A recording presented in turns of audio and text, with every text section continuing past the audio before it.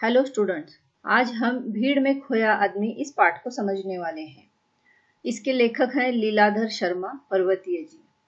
भीड़ मतलब क्राउड और भीड़ में खोया आदमी मतलब person who lost in a crowd. तो चलिए हम इस पाठ को समझते हैं। प्रस्तुत निबंध जनसंख्या वृद्धि और पर्यावरण प्रदूषण को ध्यान में रखकर ही लिखा गया है। जनसंख्या वृद्धि मतलब पॉपुलेशन ग्रोथ और पर्यावरण प्रदूषण एनवायरमेंटल पोल्यूशन। इस पार्ट में जितने भी डिफिकल्ट वर्ड्स हैं मैंने उसकी मीनिंग्स इंग्लिश में दिए हैं। यह निबंध जिस वक्त में लिखा गया उस वक्त भी पॉपुलेशन बहुत स्पीड से बढ़ रही थी और आज के जमाने में भी बढ़ती हुई आबादी यह भयानक समस्या है। तो इस समस्या को ध्यान में रखकर इस पाठ में एक कहानी द्वारा हमें बताया गया है कि आबादी को कंट्रोल करना चाहिए। मनुष्य यदि जनसंख्या वृद्धि पर नियंत्रण नहीं लाएंगे तो वह दिन दूर नहीं जब हम सभी स्वयं इस भीड़ में और इससे उत्पन्न समस्याओं में पूरी तरह खो जाएंगे। लेखक कहते हैं कि हमें जनसंख्या वृद्धि पर नियंत्रण लाना चाहिए, कंट्रोल करना चाहिए। अगर हम पॉपुलेशन कंट्रोल नहीं करेंगे या आबादी पे कंट्रोल नहीं करेंगे तो क्या हो जाएगा। तो लेखक कहते हैं कि एक दिन ऐसा आएगा जब हम सब इस भीड़ क्राउड और बढ़ती हुई आबादी से होने वाली समस्याओं में हम पूरी तरह खो जाएंगे। इस पाठ में लेखक ने एक छोटी सी कहानी बताई है और उस कहानी के द्वारा बताया है कि बढ़ती हुई आबादी से कितने और कैसे प्रॉब्लम्स आते हैं। इस कथा प्रसंग में उठाई गई समस्याएं समाधान की ओर अग्रसर करती हैं। इस कहानी में पॉपुलेशन की समस्या को बताया गया है और वो इस तरह बताया गया है कि हमारा ध्यान उसके सॉल्यूशन की तरफ जाए। यह विषय हमारे देश की खुशहाली और भविष्य के लिए आवश्यक है। यह विषय पॉपुलेशन कंट्रोल और महत्वपूर्ण है। पॉपुलेशन कंट्रोल करना यह हमारे देश के खुशहाली के लिए, हैप्पीनेस के लिए और देश के भविष्य के लिए, फ्यूचर के लिए बहुत जरूरी है। इस पाठ में लेखक ने बाबू श्यामलाकांत के अनियोजित परिवार, अनप्लान्ड मतलब उन्होंने फैमिली प्लानिंग नहीं की थी, उनका परिवार काफी बड़ा था। इनके परिवार का लेखा जोखा हमें परिवार के सुखी और संपन्न होने की दिशा में सोचने पर मजबूर करता है। लेखक ने बाबू श्यामलाकांत के अनियोजित परिवार मतलब अनप्लान्ड फैमिली, उन्होंने फैमिली प्लानिंग नहीं की थी, इसके द्वारा हमें सोचने पर मजबूर किया है कि परिवार सुखी और संपन्न कैसे हो। लेखक यहाँ से अपनी कहानी शुरू करते हैं। मेरे एक अभिन्न मित्र है बाबू श्यामलाकांत, सीधे साधे, परिश्रमी, ईमानदार, किंतु निजी जीवन में बड़े लापरवाह। उम्र में मुझसे छोटे हैं पर अपने घर में बच्चों की फौज खड़ी कर ली है। पहले ही 2-3 वाक्यों में लेखक ने बताया कि श्यामलाकांत उनके बहुत करीबी मित्र हैं और बिल्कुल सीधे साधे हैं, मेहनती हैं, ईमानदार हैं पर बड़े लापरवाह हैं। उन्होंने फैमिली प्लानिंग नहीं की और उनके ज्यादा बच्चे हैं। बच्चों की फौज खड़ी कर ली मतलब उनके ज्यादा बच्चे हैं। पिछली गर्मियों में मुझे उनकी लड़की के विवाह में सम्मिलित होने के लिए हरिद्वार जाना था। 15 दिन पहले आरक्षण के लिए स्टेशन पर गया तो वहां पहले से ही लोगों की लंबी कतार खड़ी थी। लेखक को बाबू श्यामलाकांत की बेटी की शादी में हरिद्वार जाना था। 15 दिन पहले वो रिजर्वेशन करने के लिए रेलवे स्टेशन पर गए पर वहां बहुत लंबी लाइन थी, लंबी क्यू थी। घंटों प्रतीक्षा के बाद मेरी बारी आई तो पता चला कि किसी भी गाड़ी में स्थान खाली नहीं है, मतलब सीट अवेलेबल नहीं थी। जाना आवश्यक था इसलिए मुझे बिना आरक्षण के ही निकलना पड़ा। वो बिना रिजर्वेशन के ही निकल गए। जब गाड़ी आई तो क्या देखता हूँ कि उसके अंदर तिल रखने को भी जगह नहीं। तिल रखने को भी जगह नहीं मतलब बहुत ज्यादा भीड़ थी। जब गाड़ी आई तो लेखक ने देखा कि गाड़ी में बहुत ज्यादा भीड़ थी। ट्रेन ओवर क्राउडेड थी और प्लेटफॉर्म पर चढ़ने वालों की भीड़ जबरदस्त धक्कम धक्का करने लगी। अब ट्रेन में चढ़ना था तो लोग धक्कम धक्का करने लगे, एक दूसरे को धक्का मारने लगे। मेरे पास सामान बहुत कम था, फिर भी कुली की सहायता लेनी पड़ी। यदि उसने खिड़की से मुझे भीतर न धकेला होता तो गाड़ी छूट जाती। लेखक ने सामान उठाने के लिए कुली की मदद ली थी और गाड़ी में इतनी भीड़ थी कि कुली ने लेखक को खिड़की में से ही अंदर ढकेल दिया। लक्सर में मुझे गाड़ी बदलनी थी। किसी तरह खिड़की से बाहर कूदा तो क्या देखता हूँ, पूरी ट्रेन की छत यात्रियों से पटी पड़ी है। लक्सर में उन्हें ट्रेन बदलनी थी, दूसरे ट्रेन में बैठना था और वो खिड़की से ही बाहर कूदे तो देखा कि ट्रेन की छत पे बहुत सारे यात्री बैठे हुए थे। सोचता हूँ अपने प्राणों को भीषण संकट में डालकर ट्रेन की छत पर यात्रा करने के लिए लोग क्यों मजबूर हुए। अब वो अपने मन में ही सोच रहे कि इतने डेंजरस सिचुएशन में अपने आप को डालकर लोग ट्रेन की छत पर बैठकर यात्रा करने के लिए क्यों मजबूर हुए हैं। इन लोगों को रेल के नियम, व्यवस्था और अनुशासन का ध्यान क्यों नहीं है। नियम, रूल्स, व्यवस्था, ऑर्डर, अनुशासन, डिसिप्लिन। लेखक सोचते हैं कि जो छत पर बैठकर सफर कर रहे हैं, ट्रेवल कर रहे हैं, क्या उन्हें ट्रेन के रूल्स, ऑर्डर्स और डिसिप्लिन पता नहीं है या उनका ध्यान नहीं है। हरिद्वार स्टेशन पर श्यामला कांत जी का बड़ा लड़का दीनानाथ मुझे लेने आया था। उसे अपने पढ़ाई पूरी किए 2 वर्ष हो गए हैं, तभी से नौकरी की तलाश में भटक रहा है। मैंने पूछा, अब तो जगह जगह रोजगार कार्यालय खुल गए हैं, उनकी सहायता क्यों नहीं लेते। लेखक किसी तरह हरिद्वार पहुंचे तो वहां श्यामला कांत जी का बड़ा बेटा दीनानाथ उन्हें लेने आया था। दीनानाथ ने 2 साल पहले अपनी पढ़ाई पूरी की थी, पर उसे अभी भी नौकरी नहीं थी। तो लेखक ने पूछा कि हर जगह अब तो रोजगार कार्यालय, प्लेसमेंट एजेंसीज हैं, तो तुम उसकी हेल्प क्यों नहीं लेते हैं। कहने लगा, चाचा जी वहां भी गया था, पूरे दिन लाइन में खड़ा रहने पर जब मेरी बारी आई तो अफसर बोला, भाई नाम तो तुम्हारा लिख देता हूँ, पर जल्दी नौकरी पाने की कोई आशा मत करना।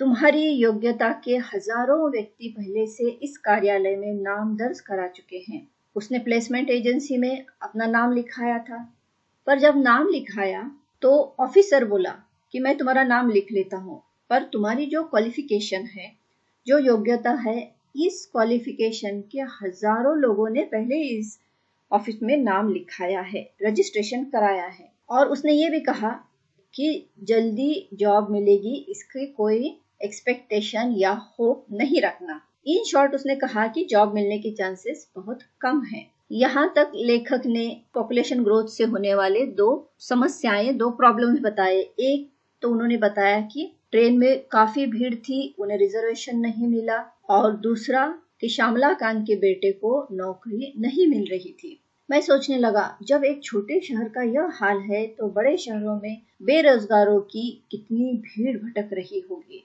लेखक मन ही मन सोचने लगे कि हरिद्वार तो छोटा गांव है, छोटा शहर है।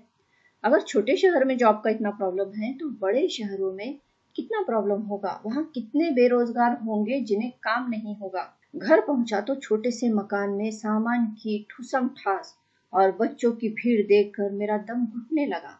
लेखक श्यामला कांत जी के घर पहुंचे। छोटा सा मकान था उनका, छोटा सा घर था, और उस घर में उनका सामान ठूसम ठास भरा हुआ था और बच्चे भी बहुत थे। बच्चों की भीड़ देखकर लेखक का दम घुटने लगा। मैंने श्यामला बाबू से पूछा, क्या तुम्हारे पास यही 2 कमरे हैं। वे बोले, क्या करूं मित्र, 2 वर्ष पहले इस शहर में आया था, तभी से मकान की तलाश में भटक रहा हूँ। शहर में चक्कर काट काट कर जूते घिस गए हैं। निराश होकर जब थक गया तब साल भर बाद मकान के नाम पर सिर छिपाने के लिए गली के अंदर यह छत मिली है। शहर पहले की तुलना से कई गुना फैल चुका है। जब लेखक ने श्यामला बाबू से पूछा कि तुम्हारे पास बस यही 2 कमरे हैं, तो वो बोलते हैं कि हाँ, मैं 2 साल पहले हरिद्वार में आया था और मैं तब से मकान ढूंढ रहा हूँ, पर मकान नहीं मिला। तो एट लास्ट उन्हें कहीं गली में यह छोटा सा मकान मिला और कहते हैं कि यह शहर पहले की तुलना में बहुत फैल चुका है, बड़ा हो चुका है, दूर दूर तक नई कॉलोनी बन गई है। फिर भी मेरी तरह न जाने कितने लोग मकान के लिए भटक रहे हैं। हमारे देश की बढ़ती हुई आबादी का ही यह दुष्परिणाम है। जनसंख्या बढ़ रही है, मकान और खाद्यान्न घट रहे हैं। खाद्यान्न, अनाज। श्यामला कांत जी कहते हैं कि हरिद्वार बहुत बढ़ गया है, फैल रहा है, नई कॉलोनियां बन रही है, फिर भी लोगों को मकान नहीं मिल रहा। और क्यों नहीं मिल रहा है, तो बढ़ती हुई आबादी का दुष्परिणाम है। इतनी आबादी बढ़ रही है, पॉपुलेशन इतनी ज्यादा बढ़ रही है और ये उसका बैड इफेक्ट है। जनसंख्या बढ़ रही है तो मकान नहीं मिल रहे और अनाज भी घट रहा है। तो लेखक ने यहाँ बढ़ती हुई आबादी से उत्पन्न होने वाली और एक समस्या बताई है। उसी समय श्यामला जी की पत्नी जलपान लेकर आई। उनकी पत्नी आई, कुछ नाश्ता लेकर आई लेखक के लिए। उनके पीछे उनके 3 छोटी लड़कियां और पल्ला पकड़े 2 छोटे लड़के। श्यामलाकांत के कितने बच्चे थे? तो 5 थे, 3 लड़कियां और 2 लड़के। मैं उनकी दुर्बल काया और पीला चेहरा देखकर स्तब्ध रह गया। स्तब्ध रह जाना मतलब दंग रह जाना। लेखक ने जब श्यामलाकांत जी की पत्नी को देखा तो बिल्कुल वीक थी, दुर्बल, बिल्कुल वीक थी और चेहरा पीला, पीला मतलब बिल्कुल यहाँ पेल हो गया था उनका चेहरा। तो उनको देखकर लेखक एकदम से दंग रह गए। मैंने पूछा, कब से अस्वस्थ है? मतलब कब से बीमार है? डॉक्टर को दिखाकर इलाज नहीं करा रही है क्या? वे फीकी मुस्कान मुस्कुरा दी। बोली, भाई साहब, इतने बड़े परिवार में हर रोज कोई ना कोई बीमार रहता ही है। डॉक्टर को दिखाने अस्पताल गई थी, पर अस्पतालों में आजकल रोगी और उनके संबंधी मधुमक्खी के छत्ते की तरह डॉक्टर को घेरे रहते हैं। श्यामलाकांत जी की पत्नी बोलती है कि हमारी फैमिली तो बड़ी है, तो कोई ना कोई हमेशा बीमार रहता है और मैं डॉक्टर को दिखाने के लिए हॉस्पिटल गई थी। पर हॉस्पिटल्स में रोगी मतलब बीमार और उनके रिलेटिव्स मधुमक्खी की छत्ती की तरह मतलब बहुत ज्यादा रहते हैं और डॉक्टर को घेरे रहते हैं। वह भी अच्छी तरह किस किस को देखे। आजकल तो ऐसा लगता है मानो पूरा शहर ही अस्पताल में उमड़ आया है। समझ में नहीं आता ऐसी भीड़ क्यों है। वह बोलती है कि ऐसे लगता है कि जैसे पूरा शहर ही, पूरा सिटी हॉस्पिटल में आ गया है। और वो खुद ही पूछती है कि हॉस्पिटल में इतनी भीड़ क्यों है। तो इन वाक्यों से हम यह तर्क निकाल सकते हैं कि बढ़ती हुई आबादी की वजह से हॉस्पिटल्स में भीड़ हो रही है और लोगों को अच्छा इलाज नहीं मिल रहा है। अब यही देखिए ना, मेरी तबीयत भी ढीली ही रहती है। सोचा था विवाह के कपड़े दर्जी से सिलवा लूंगी। बड़े बेटे को दर्जी के यहाँ भेजा, लेकिन वह जिस किसी भी दुकान पर गया, हर दर्जी ने पहले से सिलने आए कपड़ों का ढेर दिखाकर अपनी मजबूरी जाहिर कर दी। वो आगे बोलती है कि मेरी तबीयत तो अच्छी नहीं रहती है, पर अब विवाह है, शादी है घर में, तो मुझे कपड़े भी सिलवाने थे। उनका बड़ा बेटा दर्जी के यहाँ गया, दर्जी मतलब टेलर, लेकिन उस टेलर ने पहले से ही सिलाने आए कपड़ों का ढेर दिखाया और ऐसे बताया कि मैं तो मजबूर हूँ, मैं लाचार, मैं आपके यहाँ कपड़े अभी नहीं सी सकता। पहले ग्राहक का स्वागत होता था, अब उसे भी चिरोरिसी करनी पड़ती है। चिरोरिसी करना, विनती करना, रिक्वेस्ट करना। फिर भी समय पर काम नहीं होता। जब पॉपुलेशन कम थी तब ग्राहक जब जाते थे, कस्टमर जाते थे, तो उनका स्वागत होता था। और आज पॉपुलेशन बढ़ने की वजह से ऐसा वक्त आया है कि ग्राहक को विनती करनी पड़ती है, उन्हें रिक्वेस्ट करनी पड़ती है, फिर भी काम नहीं होता। जैसे यहाँ दर्जी से कपड़े सिलाने की विनती की, रिक्वेस्ट की, पर फिर भी दर्जी ने कपड़े सीने से मना कर दिया। दुकानें पहले से कहीं अधिक खुल गई हैं, लेकिन ग्राहकों की बढ़ती हुई भीड़ के लिए वे अब भी कम पड़ रही हैं।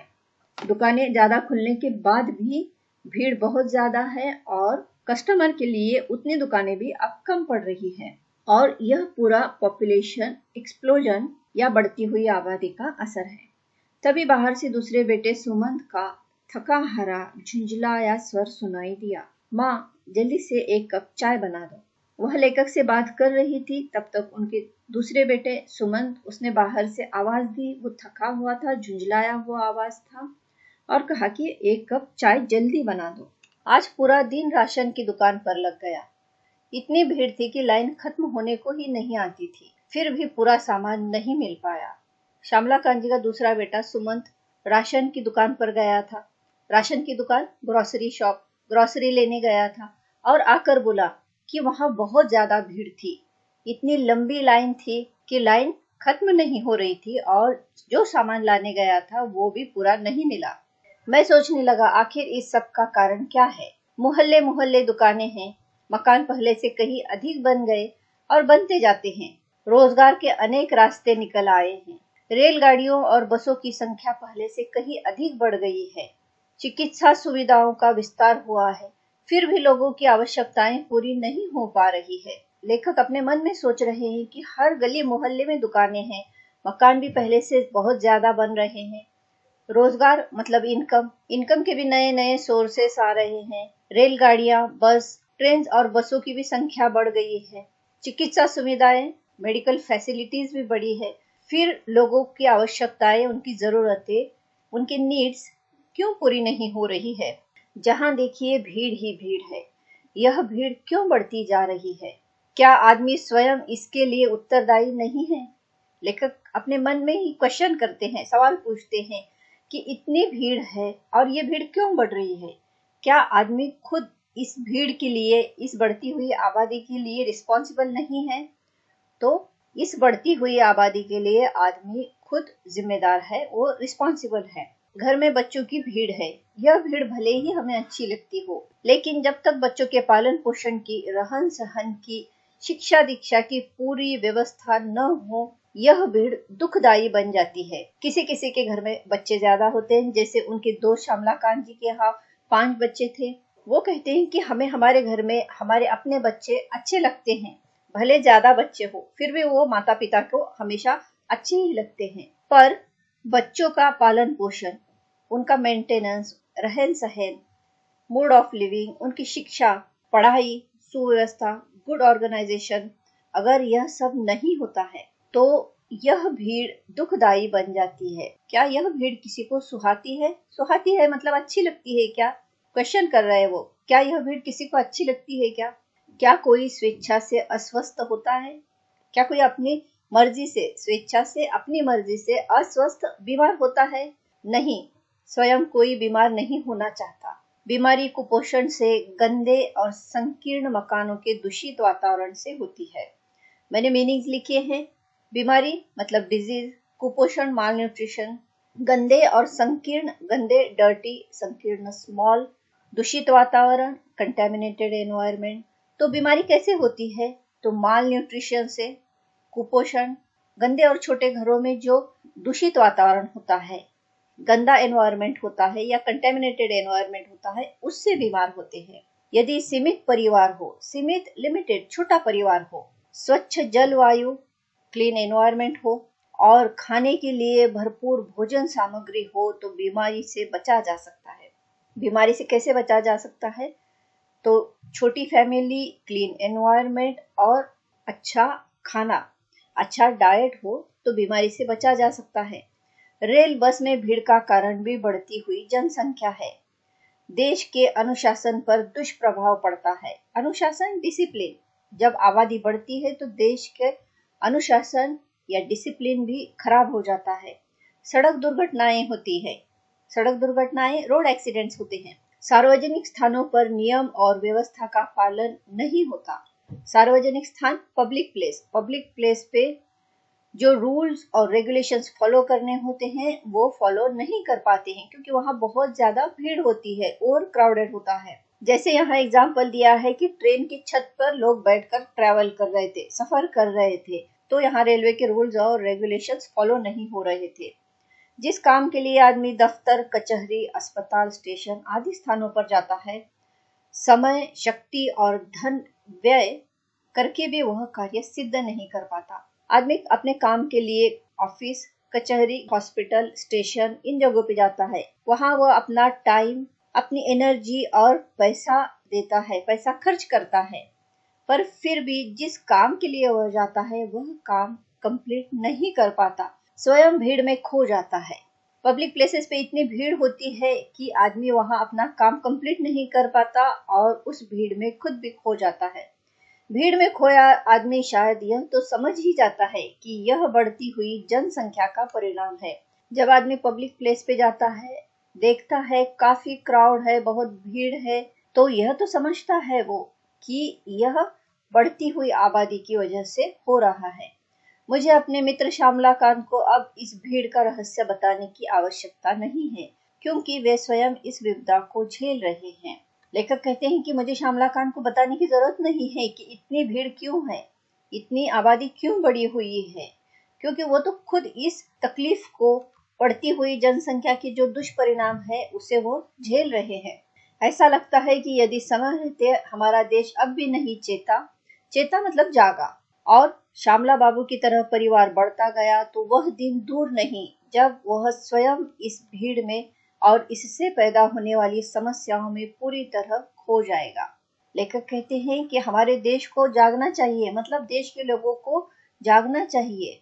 अगर श्यामला बाबू का परिवार जिस तरह बढ़ा, वैसे ही देश में बहुत लोगों का परिवार बढ़ा तो वो दिन दूर नहीं जब वह खुद इस भीड़ में और इससे होने वाली प्रॉब्लम्स में, समस्याओं में पूरी तरह खो जाएगा। तो इस निबंध में लेखक ने बढ़ती हुई आबादी से जो प्रॉब्लम्स होते हैं उसे बताने की कोशिश की है।